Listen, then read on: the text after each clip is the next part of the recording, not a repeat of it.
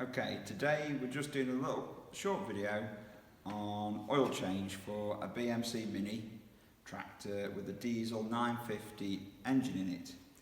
I'm just going to run over some simple pointers for everybody. So the first thing is the drain plug is located here below the oil pump on the side there. That's the drain plug. You'll need a 3/4 spanner for the plug. Obviously I've already dropped the oil and drained it after we've been using it. And also you want to remove the filter canister.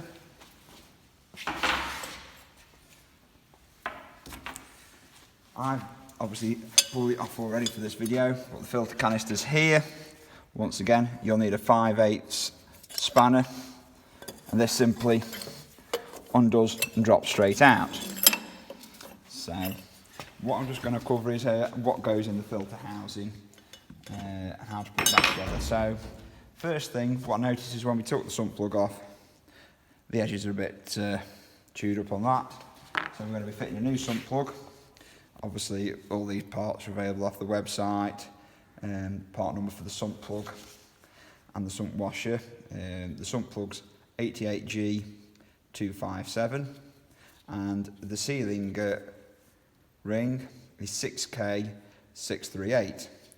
It's a bit of a peculiar washer. It's actually got a little ident in it to screw it on, so we're going to pop that on here first, just screw it on. And then we're going to pop round.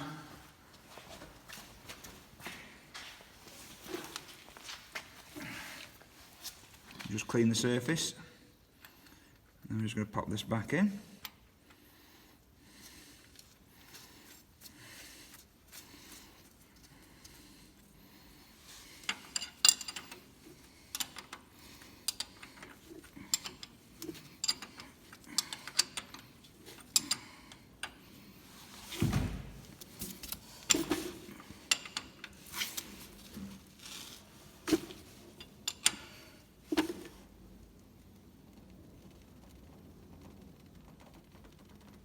There we go, that's on.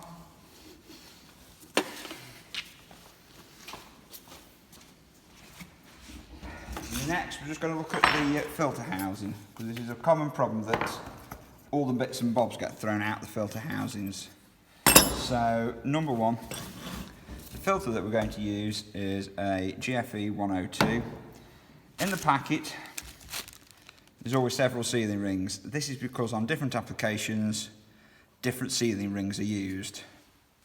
The number one thing to point out, that the old sealing ring is in a cavity just up where my thumbnail is. Make sure you use a sharp screwdriver or a penknife and flick it out, because no end of times there'll be they get left behind and people push the new one on top of the old one and then they don't seal. So I know, because I've looked at the old seal that's come out, and I've done this before. Obviously this is the right ring, so you can feed that in round the back,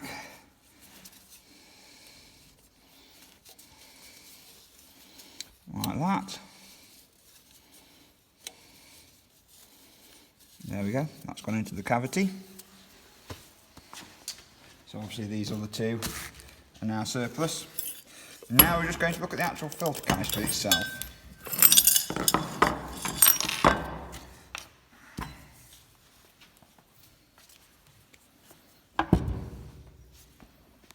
So what we've got here is the bolt.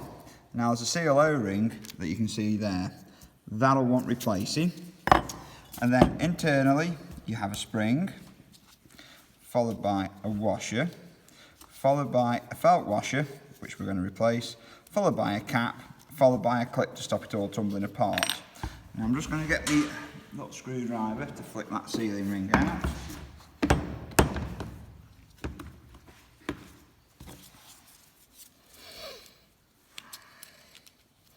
So that's the old sealing ring. I've obviously got a new one here for this.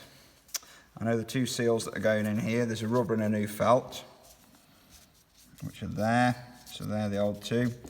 We've got 37H 1173 and 7H 1785.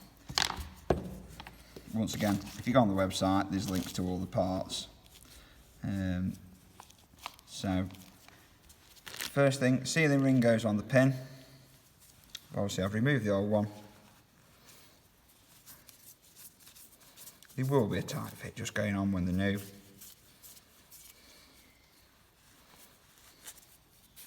So that goes down, sits in that cavity.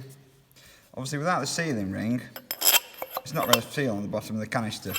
Now sometimes the bottom of these canisters get caved in where they've been over tightened. So when you drop it in, make sure like that, there's actually a little bit of a gap between that curved washer and the bottom of the case. Sometimes I just, if they've been caved in, put them on something flat and use a drift and just knock the bottom out again. So that's number one. So number two is the spring.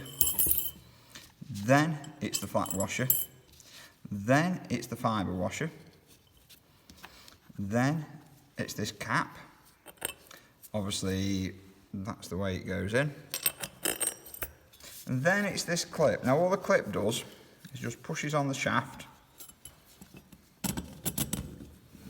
And all it does, they get lost usually, but when you change the filter, the old filter, and you chuck it into the bucket, it stops all your bits and bobs falling off. Hopefully you can see.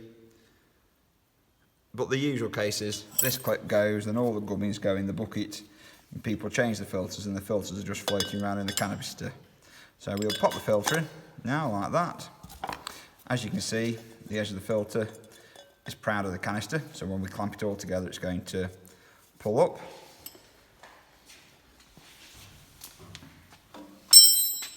Obviously I've fitted the sealing ring already.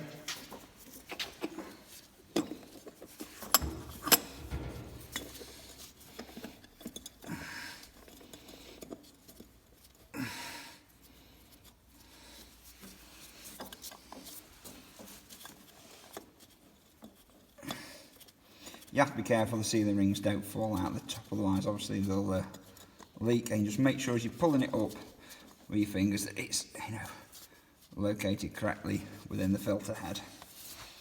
And then once again, it's 5/8 spanner.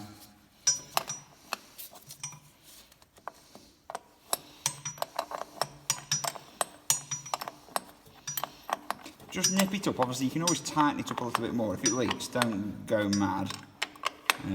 You know, same went for the sump plug. You know, you can use a socket on it, but you're better to nip it and just see if it needs it, and go a little bit more if needed. So I'm happy with that. So the final thing left to do is obviously to replenish the oil. So this is my tractor, so we're going to use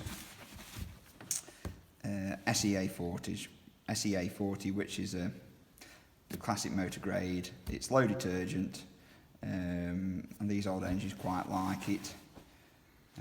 Obviously I'm just going to show you how that goes. Remove the pre-cleaner, and obviously the oil goes in the top here, and then you've got your dipstick, which is there on the side of the engine. And that really concludes your oil change on your Mini. Obviously it is better, as you can see on our machine, we've got a little topper attached. Obviously I drop the oil after I top the field. It's always better if you can just drop the oil when the engine's hot. And I religiously do it every year, even if the tractor only does half a dozen hours, it doesn't matter. Especially on these older engines, it'll flush and clean the engine out, it'll get rid of all the bits and bobs that get stuck in there over the years. And that concludes the video. Hope you found it helpful.